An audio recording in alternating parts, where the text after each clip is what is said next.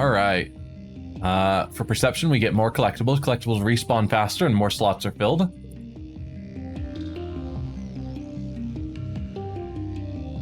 Did we not get one for animals? Thought we just reached that. An extra gear slot. Yeah. Oh well.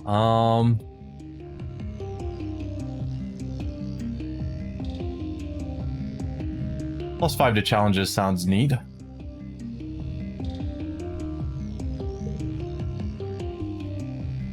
Alright, let's go around and talk to everyone again. No one out here.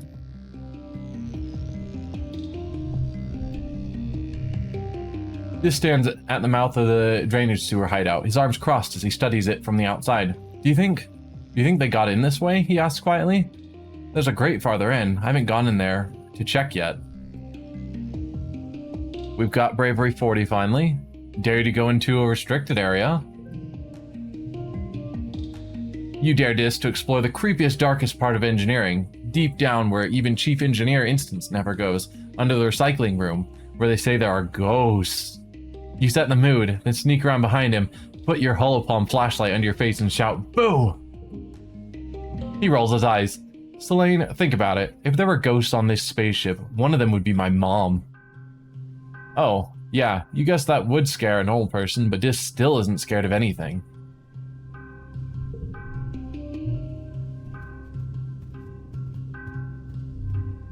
Alright, who else? Your dad's in deep conversation with some official-looking people from the new ship. You arrive in time to hear him say, "They're not aliens, they're livestock. I should know, I shovel enough of their..." He sees you and brightens. "Excuse me, fellas, my kid's here. We'll have to continue this later." He throws his arm around your shoulders and walks you away. "Thanks, kiddo, you showed up just in time." You've barely seen your mom since the heliopause arrived. When you do, she looks frail, like all of her strength got used up last year and she's only just starting to recover. Except instead of relaxing, she's hard at work rebuilding the geoponics domes. It must be hard for her to shake the fear it might happen again. Being able to load your tray full of food at the canteen is still a luxury you don't take for granted. Sometimes you make up a tiffin for your mom, so she doesn't miss lunch. "Hey, Selene," she says, smiling as you approach. "Is that lunch? I've been smelling the caramelized onions all morning. I can't wait."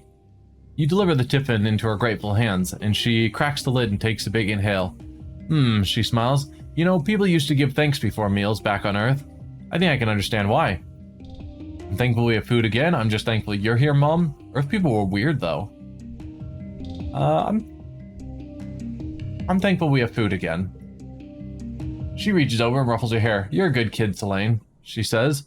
She looks at you for a second, weighing whether to continue. "I know we don't talk about it, but I know how hard you busted your butt back then, making sure the colony didn't starve.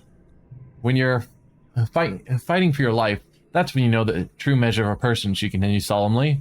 "I wish you didn't have to be tested at such a young age, but you really showed what you were made of. I'm so proud of you, son." Mom's love, get +1 skill on challenge win. Nice.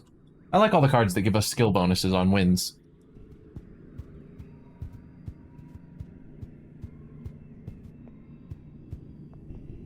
Hey, Mars. Mars surveys the construction work on the new walls with a critical eye. This is great and all," she says, "but did you notice we have, like, a total power vacuum at the top here? Like, who's in charge? The council are just a bunch of scared adults like everyone else.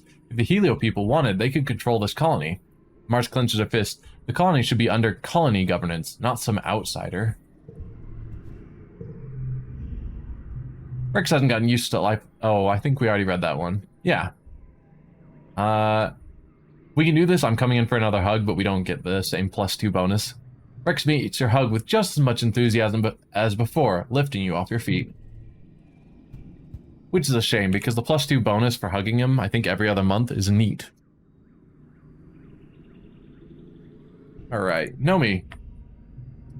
"Hey, so I heard you guys have a feast next season," Nomi says, tilting their head to the side. "And there's competitions? What kind of competitions? Because, like, everyone on the Helio learns how to do soldiery stuff, but other than that, I'm not really good at anything, well, except for video games." Nomi smiles proudly. Okay, but I'm really good at video games, they say. Oh, and drawing. I guess I could put all my skill points into dexterity. Wait, do you get that joke? Do you guys have role-playing games here? Do you think we can have an art contest at your festival? Calm down a bit. Hey, Cal. Cal waves at you as you enter the garden, leaning on his shovel. Hey, Selene, he calls, but his eyes look past you down the path to where Anemone is, beating the absolute tar out of a training dummy. Her fierce battle cries echo across the colony, making Cal wince. She's been going totally hard lately, huh? He says. He scratches his face, smearing dirt across his cheek. She asked me yesterday if I wanted to spar with her. She said it would be good for self-defense. Cal smiles sadly at the memory. I told her I don't want to fight. Not her, not a training dummy, and not anything on this planet, for real.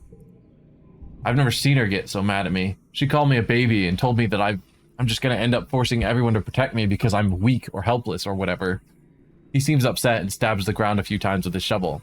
I just don't think it's right to fight anyone, especially the Xenos. They were here first. He says, what do you think, Selene? Fighting is how we survive. Sometimes you don't have a choice. Or violence is never the answer. I know he would probably prefer the violence is never the answer, but sometimes you don't have a choice. Like, we haven't gone out seeking a fight, but we've had to fight to defend ourselves. Because just rolling over and dying isn't necessarily the right answer. So, I think this one feels more correct. Geez, you sound like an adult, Cal grumps. They always tell us to see both sides of an argument, but I tried, and He shrugs. I just think if you have to hurt someone to get what you need, you don't deserve to have it. What if your life depends on it? What if your loved ones are in danger? What if you're really hungry? What if they attack you first? Yeah, I can see your point. You're being naive, Cal. What if they attack you first? Cal throws his arms up in disgust. If something attacks you first, you probably did something wrong.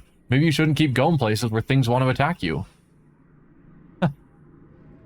I mean, true, we did land on their planet. And they're just trying to push us off, clearly. I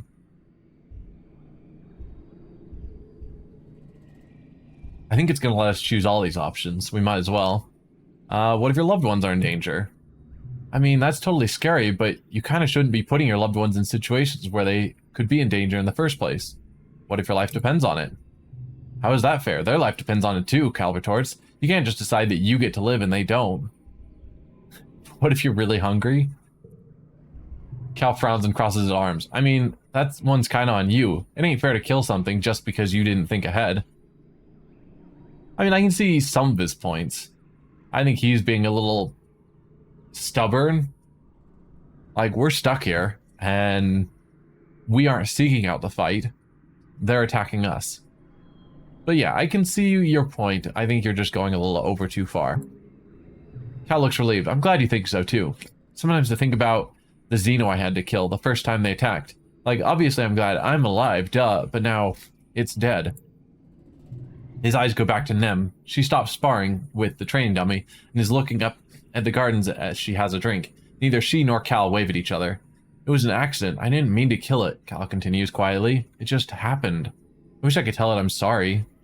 Cal clenches his fist. There's gotta be a way to figure out how to live in peace with all the cool things that live on this planet, he says. Like, hey, look at this weed I saw growing over here. Cal has such strong convictions. It's one of the things you like best about him, even if some people disagree with them. You spend a few hours with Cal in the gardens as he shows off the area that he's getting ready for the next planting season. The adults are really starting to trust him with more planning as he gets older, and he beams with pride. When you finally head out, you're just as dirty as he is, but you feel so much lighter.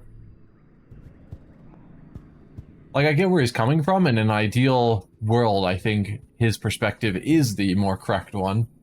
But when someone is trying to exterminate you, you have to do something or just accept that you're going to die. Ange is about to duck back into engineering when you approach. She winces and shields her eyes from the sun. She looks at you miserably, and you notice that her right eye is glowing faintly. It's my new hollow eye implant, Tang says. Its ghostly glow snaps in and out of existence as she blinks. I seem to be experiencing some unpleasant side effects from it, similar to that of an ocular migraine, Tang confesses. Instance warned me that this level of visual information can be difficult for the human brain to comprehend at first. You agree to follow her into engineering to get out of the sun.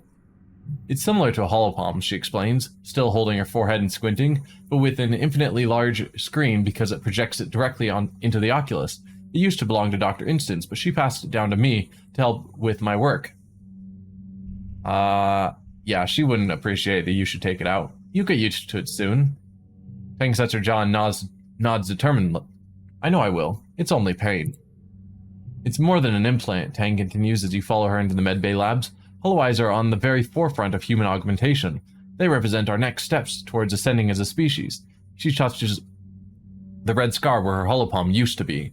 No more clunky screens, no privacy concerns, she says quietly. Elegant, integrated design. It observes the motion of my hands and uses it to generate an AR interface for my entire field of vision. It's partly powered by my own metabolism through the magnets embedded in my skull. It's beautiful. Nobody else is here. You hear the gentle hum of experiments running in the corner. This kind of technology is so far beyond what we're capable of reproducing in the colony. Tang sighs, rubbing her temple under the implant. Once they're gone, they're gone. Maybe Earth will send us a shipment of new ones someday, but I expect they've developed something more advanced since we left Earth. I suppose it's more likely they've forgotten about us completely. Burn, burn. Quiet hum of the laboratory is shattered by an alarm. Tang jumps at the sudden noise and shuts her eye tight. I have to get this, she mutters, gesturing in the air and silencing the ringing. The simulation I'm running is time-sensitive, she explains. The specimens require minute changes to their environment every 2 hours. Temperature, humidity, light levels. She grimaced. If we had better automation, this wouldn't be a problem. I could do it, because biology 41 or greater, or I can help with your migraine, empathy 41 or greater. Or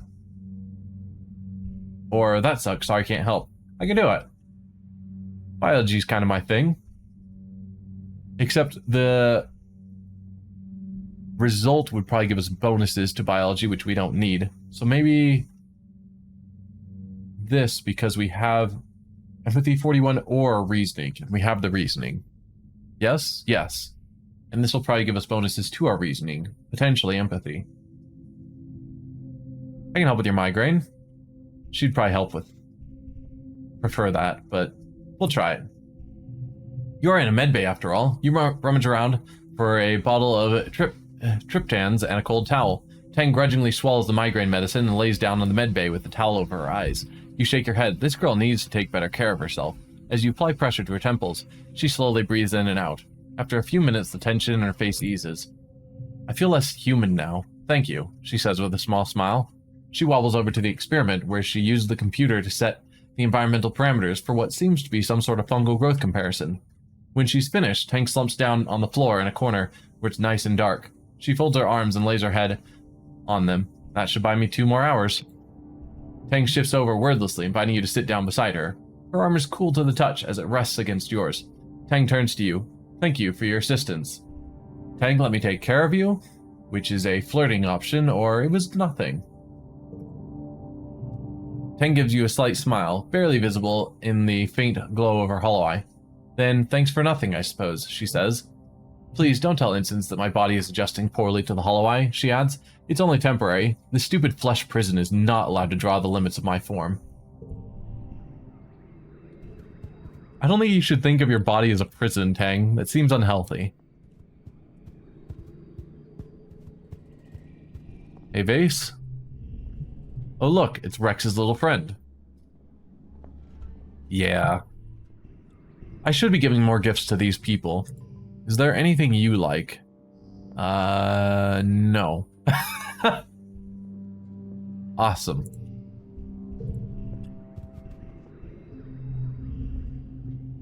Nem looks around at the new soldiers that arrived on the heliosphere. They look so cool, she mutters. Why didn't we act more like these guys in the first place? Because we weren't a military? Yeah, so let's train together. We have got toughness. Nem suggests you practice some hand-to-hand combat, then kicks your butt in the absolute, most literal sense. She leans over you while you are lying on the floor, completely gassed. You okay? She laughs. I didn't go too hard, right? So we should go to Nomi and Rex, see about presents for them. So Nomi likes the crystals, so you can have one of them. Knowing makes a sound of appreciation and holds the crystal up to the light. Wow, it makes rainbows! It's perfect! Thank you so much! And Rex, we already gave him a gift, so I assume we can't anymore. Yep.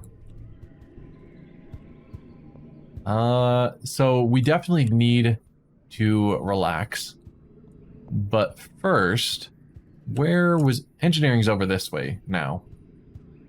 It said we could modify our DNA in engineering, and that sounds way too fun to not try. Tinker with your DNA. Who wouldn't want to tinker with their DNA? Of all the people in the colony, you understand genetics the best. Besides Dr. Instance, probably. She trusted you to attend to the gene tech machine. With access to a machine like this, you could give yourself a new genetic enhancement. Sure, you probably shouldn't mess with your genome too much in vivo, but one little change couldn't hurt. Of course I want to. No, one enhancement is enough. Or I need more time to think about this. Of course I want to. You decide to install the enhancement. So, same enhancements we had at the start. Eagle Eyes, Extra Fingers, Super Strength, or Calm Temperament. Except it's giving us the second tier version. So, +1 skill on physical challenge wins. +1 skill on social challenge wins. +2 for every other physical card. Or Calm Temperament, -5 stress. I'm gonna go with Calm Temperament. Anything I can do to keep my stress down is great, because then I can explore longer, which is awesome. So Calm Temperament will be my second DNA modification. Nothing can faze you anymore. You're rarely frustrated, and you don't let anxiety get the better of you. You brush insults aside, always play nice, and never have to be told that sharing is caring. It's a tricky process, much more complicated than modifying the malleable stem cells of an embryo. You wouldn't risk doing it again, but this time it works out. Dr. Instance knows what you've done, but you take her silence as tacit approval of your risky experiment. Neat. And now we need to relax for the month. I was trying to head to Geoponics, but that's no longer on the right. It's going to take me a while to get used to the new layout.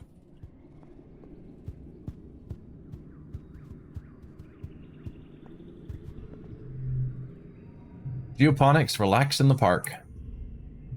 It hasn't been long enough for the flowering trees to mature, but they've been planted. Hopefully, hopeful little saplings, barely distinguishable from weeds, stretching their thin fingers to the sky. In the years to come, even long after you've gone, these trees will shelter future generations. It's dizzying to think about the future on that scale. They're so small now, just like the colony, but in that future, they will be so much more. So, +1 bond with our pet, Ricky. And 3s aren't bad. Particularly a 3 with a gem. So I think I'm going to keep both of them. And I'm certainly keeping the 8. Wish it had been, you know, get rid of some of our 0s and 1s that we still have kicking around.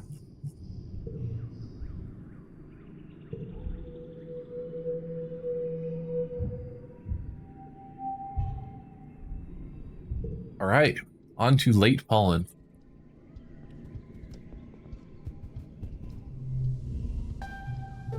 Your mom is working double and triple shifts overseeing the reconstruction of the greenhouses. It's not as bad as it could have been, she says, sifting through a tray of seedlings for bits of glass and shrapnel. And what we lost we can supplement with the hydroponics on board the new ship. And our dad. Our dad is hard at work rebuilding the greenhouses. There's a lot of replanting to do, as well as setting up the hydroponics from the new ship. It's almost like how it was the first year after you landed. Alright.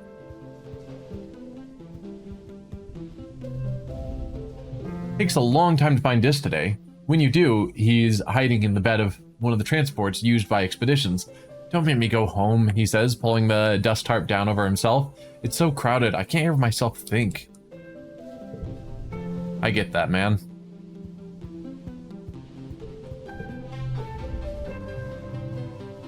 You and Nem watch a unit of Helio soldiers jog by, with Base in the lead. Did you see that guy? She says, when they're out of earshot. He's kind of hot, right?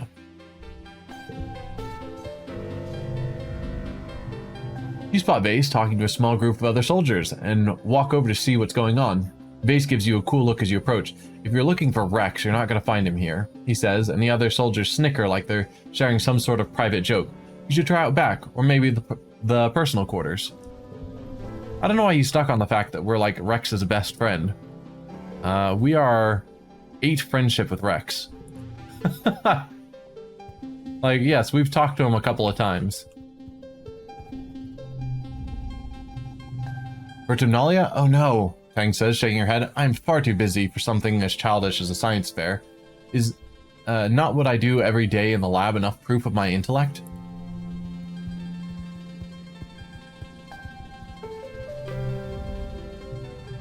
Hell is catching a nap, sprawled. Oh, we already saw that one.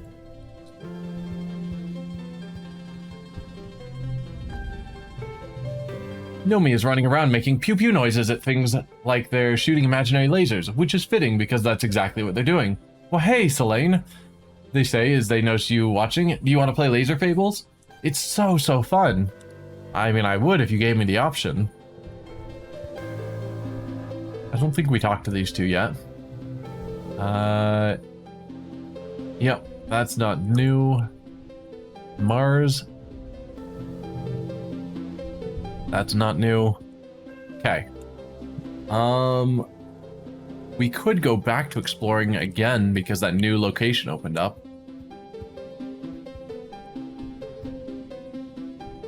But I also kind of want to do other things rather than just tons of exploring. But surveying the ridge, which will give us perception and engineering. We can look at the map and see what we know about the Western Resting Ridge. This tongue-twisting region is the broken spine of the planet, home to both dizzying heights and abyssal lows. It's always hot and arid here no matter the season. Traversing these steep chasms is dangerous and only to be done by those with sufficient glider training. However, there are some interesting ruins here to explore. And it's the ruins we were going to explore because that's what the strange device we found that pointed to some sort of intelligent life was pointing to. But I think we will save that. I was going to say till next month, but there's no point in going to explore if we're already down a bit on stress. So if we're going to explore, we should do it while we're full. So I guess we will go to the ridge. And then probably no more exploring for the rest of the year, hopefully. Or at least wait a few months.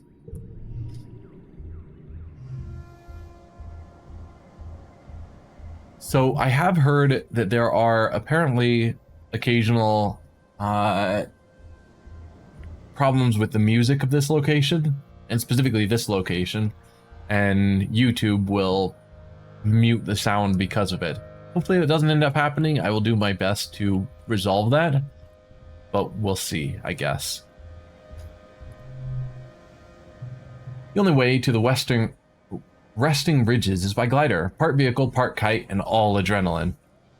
You land on the rocky, broken up spine of the nearest ridge and nearly fall over when you look down at the plummeting slope into the basin below. You are a long way up. Dis and Utopia glide in beside you. Whew, Utopia exclaims. You handled that glider like a champ, Dis. You too, Selene. She peers down over the slope of the ridge. A lot more exciting than the swamps, right? I want you two to stick together out here. It's dangerous in those ancient convergent domain ruins. Convergent domain? Ruins? You look around. The landscape is like nothing you've ever seen before. Dry, cracked soil gives way to steep cliffs, and what little vegetation here is brittle and sharp. You can feel the dry air wick away the moisture in your lips. Wait, what the heck is that? Crystal stuff way down below, stone structures in the distance, glowing thingy on the ground will get us a strange device. Cute little nose doing on your cute little face. Flirt with Utopia.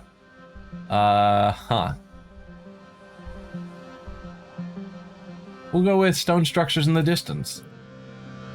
Well, there are buildings here, Utopia says. Traces of them anyway. Maybe 10, 20,000 years old. We sure didn't put them there. This lights up at the prospect of finding alien archaeology. We've checked them out, but not thoroughly. Mostly just trying to get a feel for who lived there, and why they ain't here no more. Based on some glyphs, we've started calling them the Convergent Domain. Whoever they were, they built things to last, Utopia admires. It ain't just arrowheads and cave paintings, there's real architecture, machines even. Wait, what? Tell me more.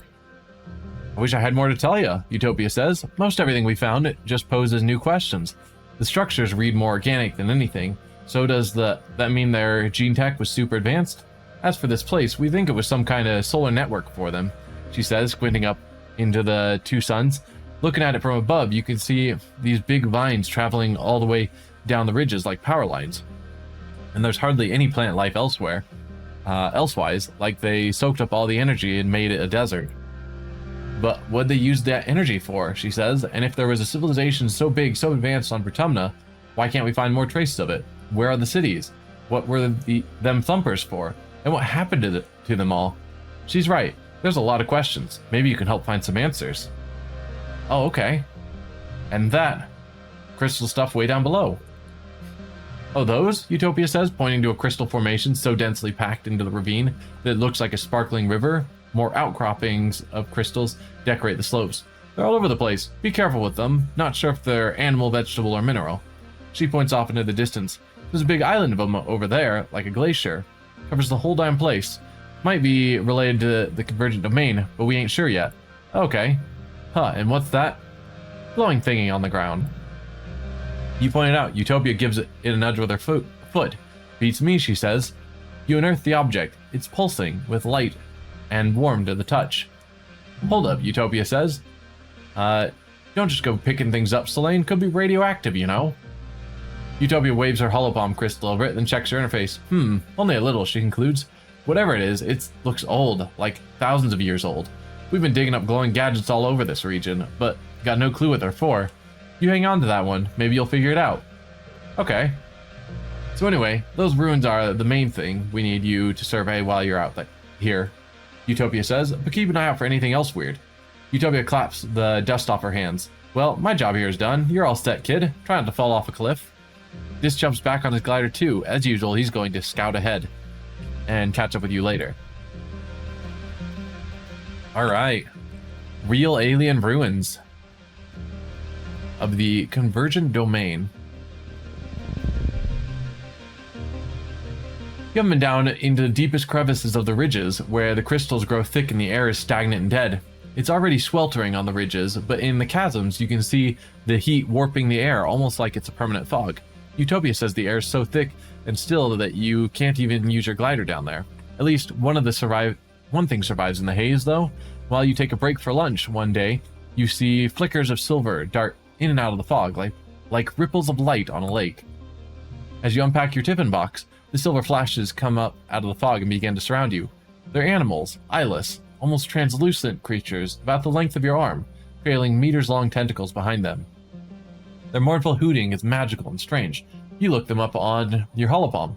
Oh, air squid babies. Wait, air squids are predators. Alright. We're finally getting some big numbers, which I am super happy about.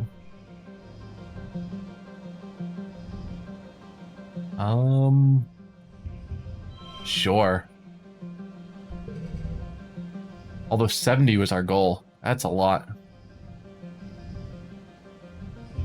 Let's see. 5, 5, 4, 3. Sure. Only need 13 more, and we get extra kudos if we equal the goal, so probably should aim for that. Probably aiming for the super goal, whatever that ends up being. 24. Alright.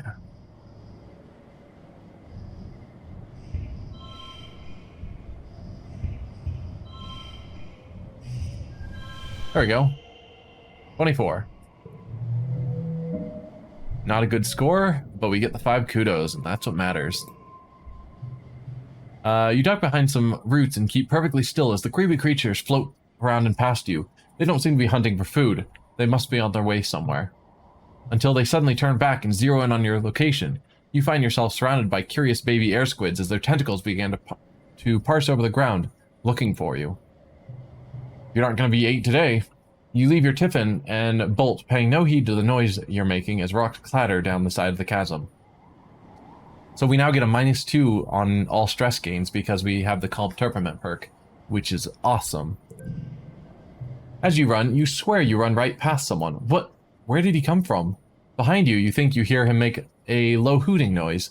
By the time you realize the air squids are no longer chasing you, he's gone. And we get the Mysterious Stranger 3 card. So that's 3 times we've run into this Mysterious Stranger. Let's see. I don't know which branch to go up. We'll try this one first, I guess. You're getting thirsty. You feel for your backup canteen, but it's missing. Somehow you lost it since you left this morning. And you're all out of drinking water. We lose our canteen and we had to just give up our food? Awesome. The suns are high in the sky. High and hot in the sky, making the ground waver with heat, haze, and mirages. Your mouth feels dry, so dry, and your head is starting to ache. You're pretty far from the outpost. You could make it back, but that'd be it for this expedition. You'd have to go home. Search for water. Perception challenge. Another 70 goal. And +5 we equal the goal. Bonuses on reds.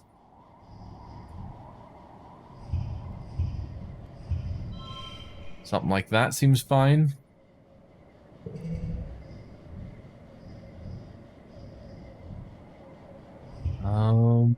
6, 5, 4, 3.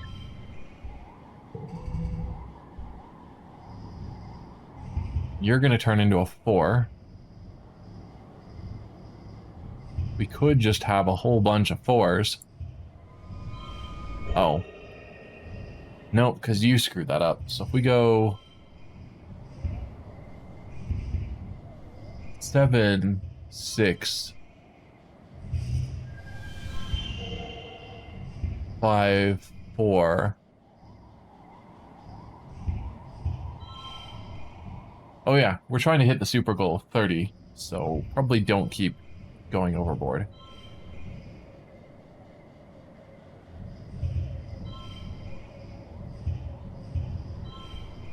Well, we need 2 more points. But that'll give us a pair bonus, which will push us over, so... Huh.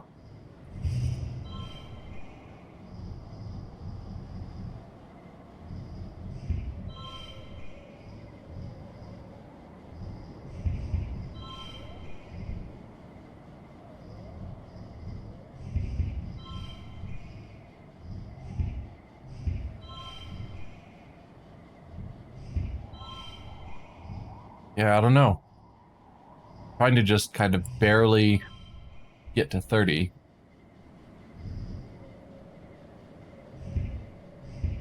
There we go. Perfect. +2 perception and 5 kudos. There's no natural water around, but in your search, you turn up your lost canteen. Wow, that was lucky. So we lost what should have been 10 stress for losing our water, but it was only 8 because of our natural temperament DNA ability. But then we gained those 10 stress back, so we actually are a little ahead, which is cool. And then time passing only drops us 13 stress rather than the usual 15 because of our calm temperament.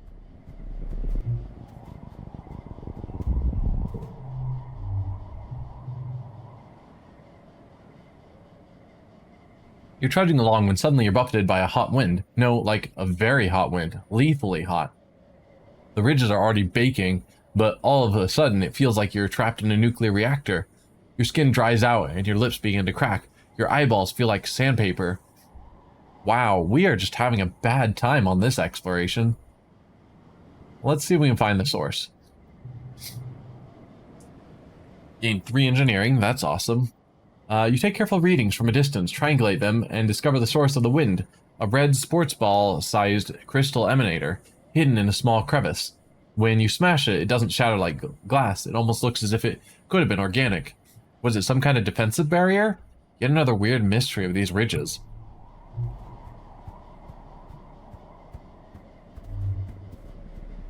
Alright. So that is just the one that was blocking our path before, so we'll skip it for now and keep moving forward, trying to get to the end of this location. A beautiful little locust lands on your arm. It calmly washes its face with its forearms and vibrates its wings like it's cooling off.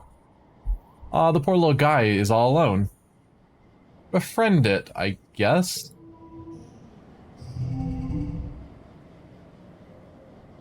Let's see. First collectible use is free, bonuses to red cards. +1 skill, always good.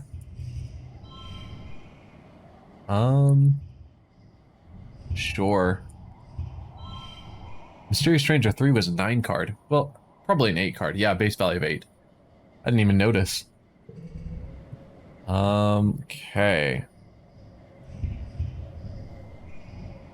I really don't want to use you.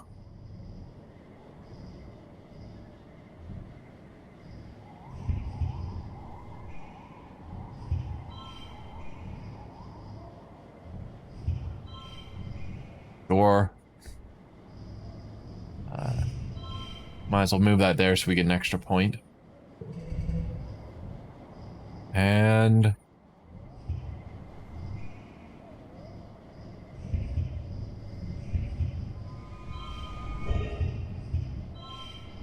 ooh, a -5 stress. That's definitely good. So... out of curiosity, what's the super goal? 23. Can I get that without using Mars's Ambition?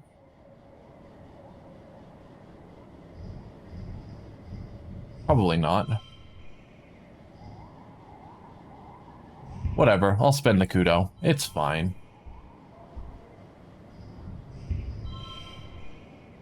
Well, no, 23, and we're already at 22. That's not probably too hard.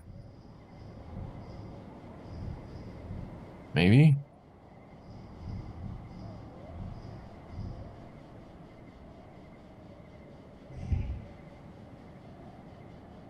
Because I think super goals give you extra skills, which is why...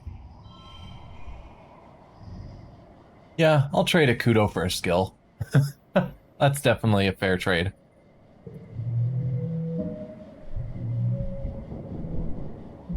Because yeah, I gained an extra one from the super goal. So yeah, that's definitely worth it. And lost a little bit of stress from using that card, which is awesome. You look it up on your holopalm. It's a mask wing, named because when it's frightened, it opens its wings all the way and flips them forward, making it look like it's like a grimacing manticore. Scary. But even scarier is how much they can eat. They usually eat leafy plant matter, but they're not above eating fabric, wood, hair, or even skin. They swarm in dust and in hot places like the ridges. You see something out of the corner of your eye and look up from your new friend. Oh, In the distance, you see a haze above the ground. It's the locusts, each one bigger than your fist. These insectoids can eat their weight in under an hour. There are millions of them out there, and they'll be here soon.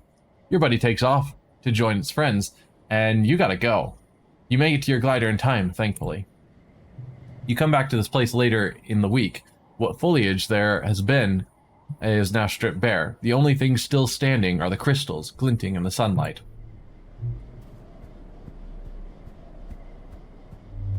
We keep getting a bunch of events that are killing our stress. There should be a few that will rebuild our stress. You come across a particularly flat area, a large field of obsidian. Well, obsidian is the only word you have for it, but you've never seen obsidian this bright.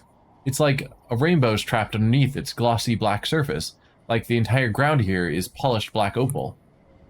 The field glints under the sun at certain angles, momentarily blinding you. It looks slippery and shiny.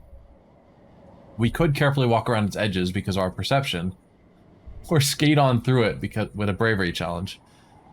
That's probably going to cause more stress, because I assume we'll get hurt.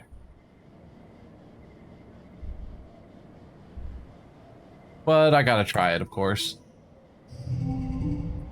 But the carefully walk around the edges was probably the more correct option. Let's see. Skills gain, always good. Oh, it's a yellow challenge, so that won't apply. Oh, this one actually doesn't specify. Most of them, like +1 skill on mental challenge wins. This one is just +1 skill in general. That is neat.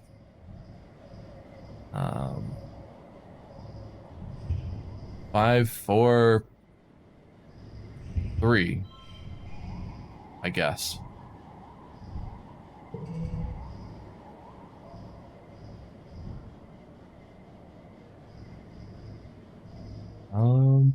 What next? Don't have a 2 that I could put there to turn it into a 4. I could go that route.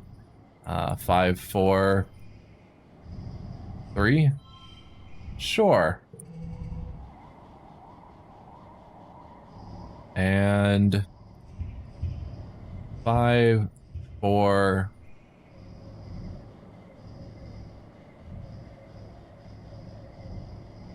Meh, whatever.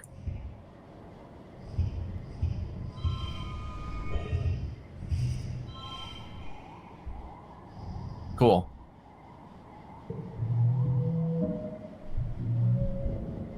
+2 bravery. Nice. You take off your shoes and glide around in your sock feet. You take a tumble and get a little bruised, as expected. But you have a blast. Ooh, nice. Yeah, do some science while I'm here. We gain 3 engineering. You find a patch that is a little different and take some readings. You confirm the material is not natural. It must have been created by the Convergent Domain, because it's the same stuff they made the Thumpers out of. Silica mixed with some trace organic elements. By looking at striations in the cliffs nearby, you determine that this entire region used to be covered in a thick sheet of this dark glass rock.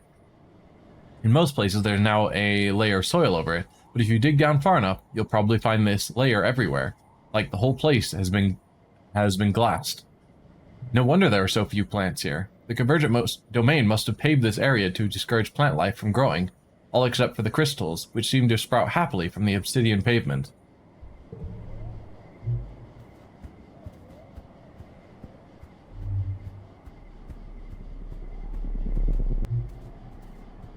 Cool.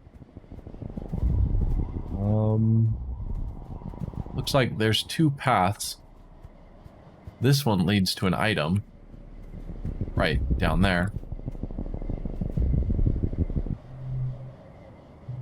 There's a strange heat haze shimmer across the path ahead. Oddly, it doesn't clear up as you get closer. The mirage effect is very strong. The refracted air makes it look like there's a pool of water on the ground and plants waving around it, but something is just off about the illusion. You can't put your finger on why. Alright. 8, 7,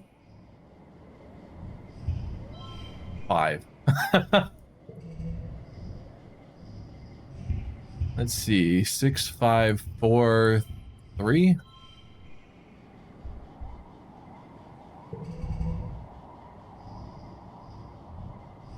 Eight. You're gonna turn into a 3. Okay.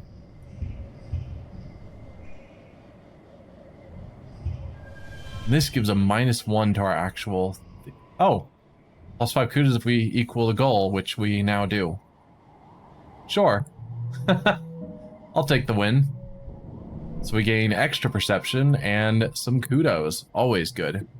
The faster you move, the faster the mirage disperses. You approach cautiously. As you do, you realize what's wrong about the mirage. It's impossible. The plants on the other side of the haze are different. Not just wibbly-wobbly from layers of air, but bigger, older, and it's a different time of day, evening, not morning. Then you see him. It's you. Through the heat haze, you see yourself in the distance, walking toward you. You move to the edge of the mirage and peek around it, but he isn't there. You can only see him through the heat haze, like it's some kind of doorway or mirror. We're not going to jump through the mirage. Movement seems to make it disappear. Watching, or do we try calling out? I think I'll just watch, see what happens. You just stare at the figure, that person who looks and moves exactly like you. Then you both slowly, carefully approach the mirage, and like mirror images, you both raise one arm, your right and his left, and touch them together. Then the other you says something, but you can't hear. You can only see their lips move. Is it important? Message from the other you? You're desperate to know. But the mirage fades.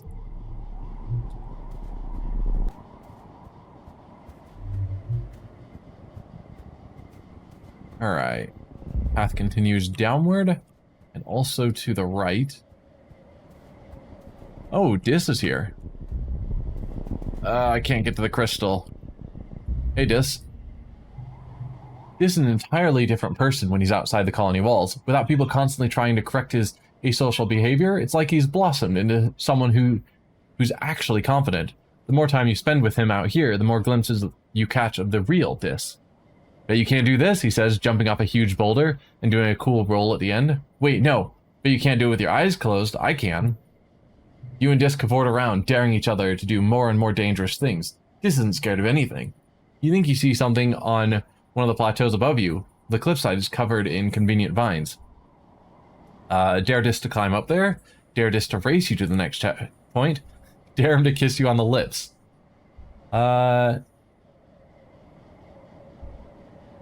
We'll dare Dis to race us to the next checkpoint. You're off before you even finish the sentence. Dis hollering, "No fair!" as you leave him in the dust. The two of you run on and continue your day.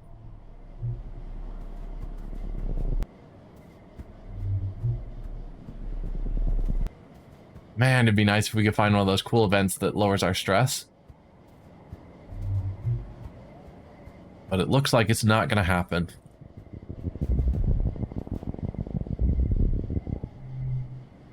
A precarious natural land bridge drops down sharply on both sides here. You kick a rock over the side, but don't hear it hit the bottom. Do you cross? Cross the bridge very carefully because our perception is good. Yeah. You shovel across it slowly, examining the cracks and sticking to the solid places. You accidentally send a few more pebbles skittering over the edge, and think, better them than me. We're down to 2 stress left. What can I get to? There's a strange thumping noise we're hearing. Ah, a thumper. And this whole area that doesn't have anything going on. What about over to the left? I remember having a event here, but I think events are random, so I don't think they're going to be in the same place. But that location, when I was there before, was one of the ones that reduces stress. What about you, Thumper? You find your way blocked by a massive wall. No, a hollow pillar, knocked over and lying on its side in the sand. It's absolutely massive. It stretches to your left and right, at least 1 kilometer in each direction, though at some points it's crumbled enough that you could likely scale over it. We'll check it out. Alright. Card becomes blue mental. +1 skill on mental wins. That's always good.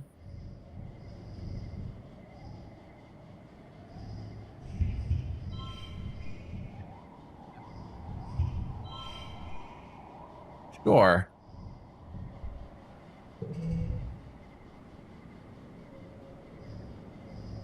Let's see.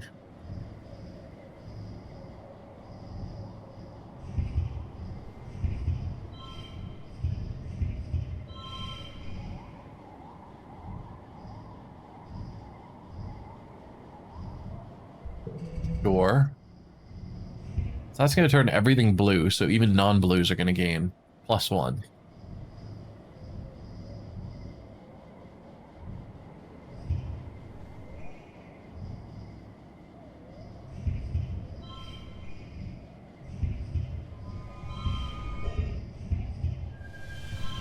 There we go.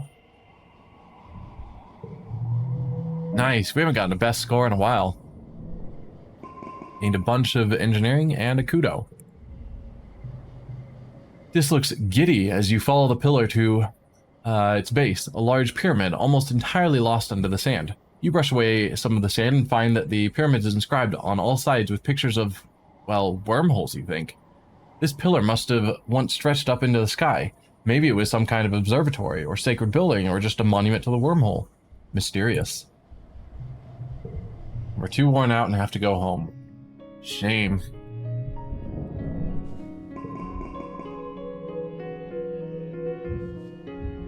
On to early dust.